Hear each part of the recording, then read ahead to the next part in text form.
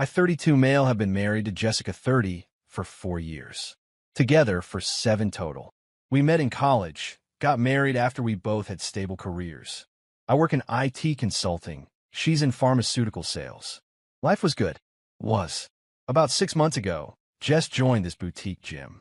You know the type, $200 per month, classes named like Booty Blast and Core Carnage. Everyone wearing matching sets that cost more than my work clothes.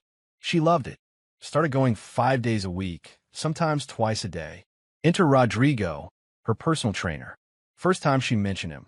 My trainer Rodrigo is amazing. He really pushes me. Month 2. Rodrigo says I have incredible potential.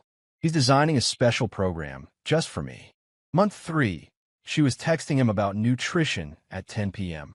I'm not an idiot, but I'm also not insecure. She's coming home to me every night. We're still intimate. Life seems normal aside from her new fitness obsession. Whatever. We all need hobbies. Last Thursday, we were having dinner. She'd made this whole production, candles, wine, the salmon I like. Red flag number 1. Babe, I want to talk about something. Promise you'll keep an open mind? Sure. So, I was listening to this podcast about modern relationships. Here we go. And they were discussing how monogamy is kind of outdated. Like, biologically, we're not meant to be with one person forever. I put down my fork. Okay. And I was thinking, what if we tried something different? Just once. Like a hall pass situation. A hall pass. Just one time. To explore. To make sure we're choosing each other, not just staying together out of habit. I sat back. And I assume you have someone in mind for this exploration? She blushed. Actually blushed. I mean, Rodrigo and I have chemistry. It's just physical. It wouldn't mean anything. Rodrigo, the trainer. You could have one too. Anyone you want. That girl from your office you mentioned is pretty, Kiera. Kiera, my co-worker, who Jess has been weird about since our company Christmas party. The one she stalks on Instagram and makes snide comments about. Her dress is so desperate. Who wears that much makeup to work? That Kiera. I took a sip of wine. Thought about it. Then laughed. You know what? Shoot your shot. Her eyes went wide. Really? Yeah. Go for it. And I'll take you up on that hall pass too. She practically vibrated with excitement. Oh my God, really? You're the best. When should we dash? I'm thinking next weekend works for me. You? Yeah. Next weekend. She spent the rest of dinner glowing, texting on her phone. Probably Rodrigo. I finished my salmon and started making my own plans. See, what Jess didn't know was that Kiera had invited me to a work conference next weekend. I turned it down because it was in wine country and I didn't want to deal with Jess's paranoia about me traveling with an attractive female colleague. But now I had a hall pass. Update 1. Friday morning, I told Jess I was heading out for my hall pass weekend. Oh, where are you going? Wine country. That work conference I mentioned a while back. Her smile froze. The one Kiera's attending? Yeah, she invited me weeks ago. Perfect timing, right? But I thought you'd just meet someone at a bar or something. Why would I do that when I have permission to spend a weekend with someone I actually have chemistry with? Chemistry. Your words, babe. Chemistry. Just physical. Won't mean anything. She followed me around as I packed. But a whole weekend? I was just thinking one night. Oh, do we set parameters? I must have missed that part. Hey, do you know where my good cologne is? Wayne, this is different. Ow, Kiera likes you. She's always flirting. And Rodrigo doesn't like you? Those 10 p.m. nutrition texts are purely professional. That's different. Ow, she couldn't answer. Just stood there, mouth opening and closing like a fish. Look, I said, zipping my weekend bag. You want hall passes? We have hall passes. I'll be back Sunday night. Have fun with Rodrigo. I'm not. Babe, you literally have a wax appointment today. I saw it on the shared calendar. Brazilian, for her wasn't exactly subtle. Her face went red. That's not. It's fine. Shoot your shot, remember? I'll see you Sunday. I kissed her forehead and left. She called me 17 times before I even reached the airport. Texted dozens of times. Can we talk about this? I think we should set boundaries. A weekend is too long. Why aren't you answering? This feels wrong. Please come home. I sent one response. Phone off for the weekend. To be present. Have fun with our face-blowing kiss. Then I turned off my phone and boarded my flight. Update 2. Turned my phone on when I landed. 40 missed calls. 132 texts. The highlights. This is manipulation. You're punishing me. Kiera is a predator. I changed my mind about the hall pass. If you do this, we're done. I'm calling a lawyer. Please, Wayne, please. I love you. I hate you. Come home now. I screenshot everything, then texted back. Just landed. Conference starts in an hour. Remember, you wanted this. Enjoy, Rodrigo. Kiera met me at baggage claim. And yeah, she looked amazing. Black dress, heels, the works. Ready for a weekend of thrilling data analytics presentations? She asked, smiling. Can't wait. Here's the thing. Nothing happened with Kiera. We went to the conference, attended boring presentations, networked with other IT nerds, drank overpriced wine. She had a boyfriend she's crazy about. I was married to someone I thought I knew. We were just colleagues. But Jess didn't know that. I posted exactly 3 things on Instagram that weekend. 1. A sunset vineyard photo with perfect evening. 2. A picture of 2 wine glasses clinking. Kiera's hand just visible. 3. A shot of the hotel pool at night with midnight swim, midnight gym. Each post got an immediate call from Jess. I didn't answer. Saturday afternoon, the text changed tone. I didn't go through with Rodrigo. I'm home alone. This was a mistake. I don't want a hall pass. Please just talk to me. Then, around 8 p.m. Saturday. Fine. If you're with her, I'm calling Rodrigo. Do what makes you happy, babe, thumbs up. Sunday morning, I woke up to chaos. Apparently, Rodrigo came over. But it didn't go how Jess imagined. According to her frantic texts, Rodrigo was confused. He thought she wanted extra training sessions. When she tried to explain the hall pass, he got uncomfortable. Told her he doesn't get involved with married clients. Said it was unprofessional and he has a girlfriend. A girlfriend? The text got wild. He has a girlfriend. He thinks I'm pathetic. I ruined everything. This is your fault. How is her trainer having a girlfriend my fault? No idea. But according to the next 20 texts I had, manipulated her into this. Known Rodrigo was taken. Planned this humiliation. Ruined her gym experience. Destroyed their professional relationship. Then came the kicker. I know what you're doing with Kiera. I'm driving to wine country. Oh no, she wasn't. She was. She showed up at the hotel Sunday morning. I was at the continental breakfast with Kiera and 3 other colleagues when Jess stormed in looking like she'd driven all night. Because she had. Where is she? Everyone stared. Kiera, sitting right next to me, raised her hand awkwardly. Hi Jessica. You. Jess pointed at her. Stay away. From my husband.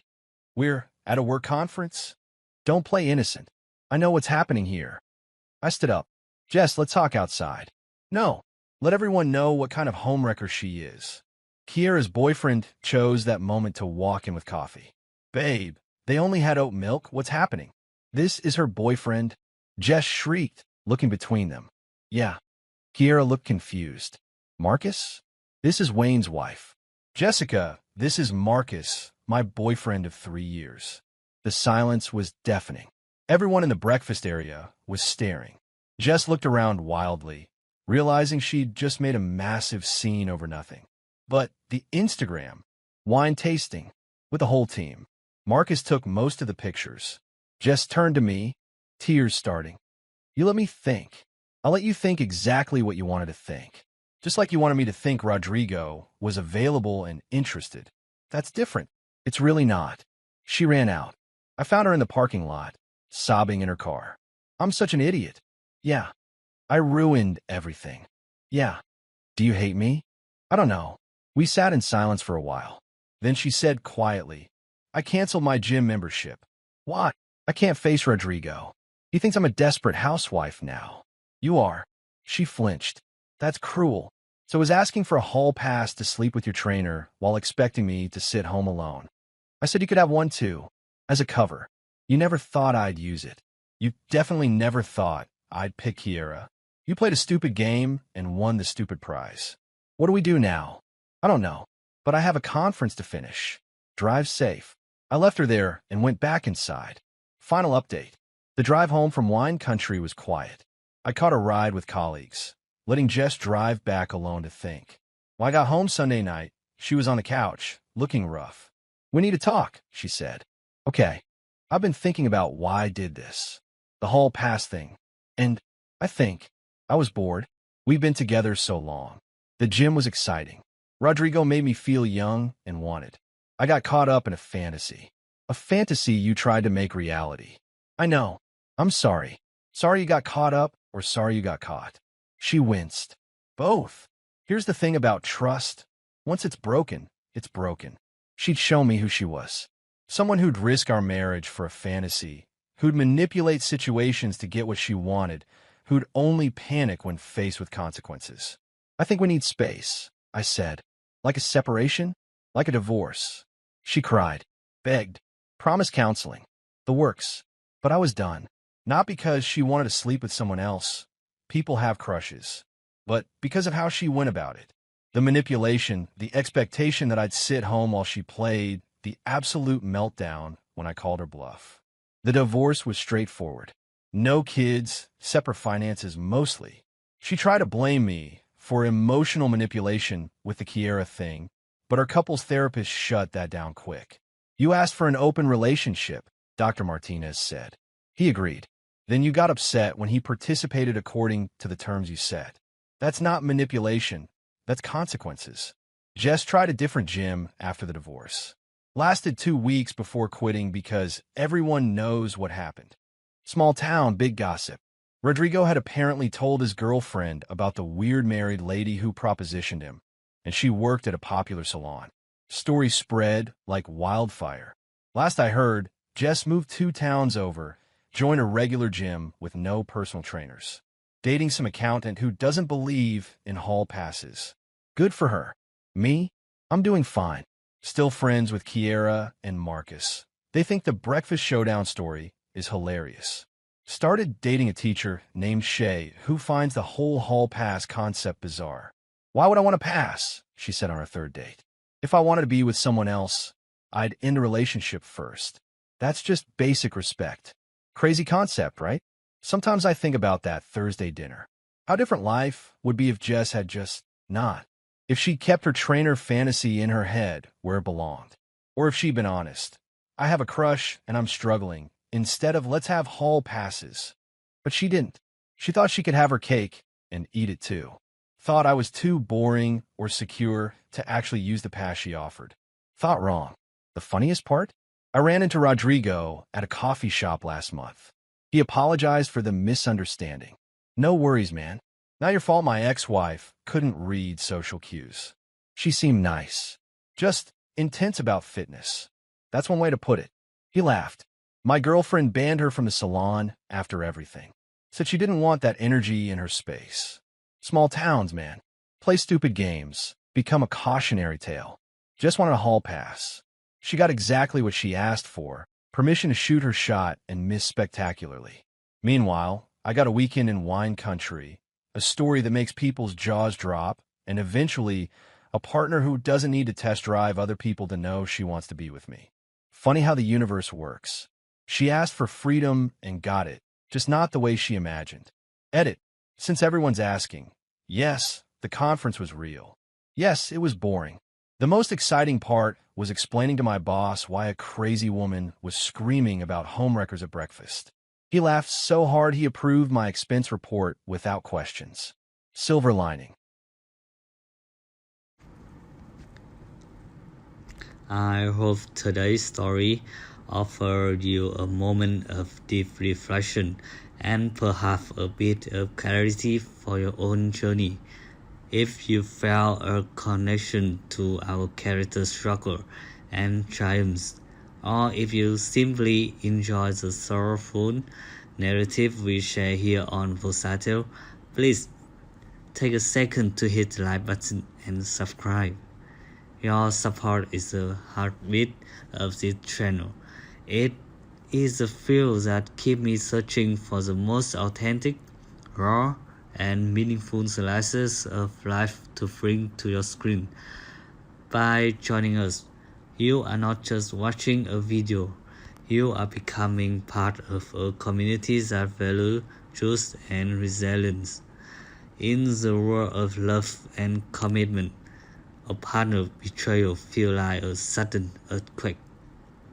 In an instant, the foundation of trust you spend years, perhaps decades, building is shattered into dust. The pain is real, and the silence that follows can be deafening. But I want you to remember this. Sometimes we are forced to walk through the rule not to mourn what was lost, but to realize that true happiness can never be found by clinging to someone who was never brave enough to be honest with you. The deep risk of a broken relationship often hides a path to your true self. A partner deception is a reflection of their character, not a definition of your worth. Never let their shadow dim your light. Instead, see their existence as a signal from universe, a loud, clear message that you have outgrown a space that was too small for your soul. When the protagonist of our story finally steps onto his new path, it isn't just the swiftest form of revenge. It is something much more powerful, absolute, unfiltered freedom. Always remember, the goal of living a toxic marriage isn't necessarily to rush into the arms of someone new. The real victory is finding courage to be alone, to heal, and to finally find yourself again. Because once you are whole on your own, no one can ever take your happiness away from you. Thank you for lending me your ear, your time today. Be kind to yourself, stay strong, and I will see you in the next story, only on Versatile.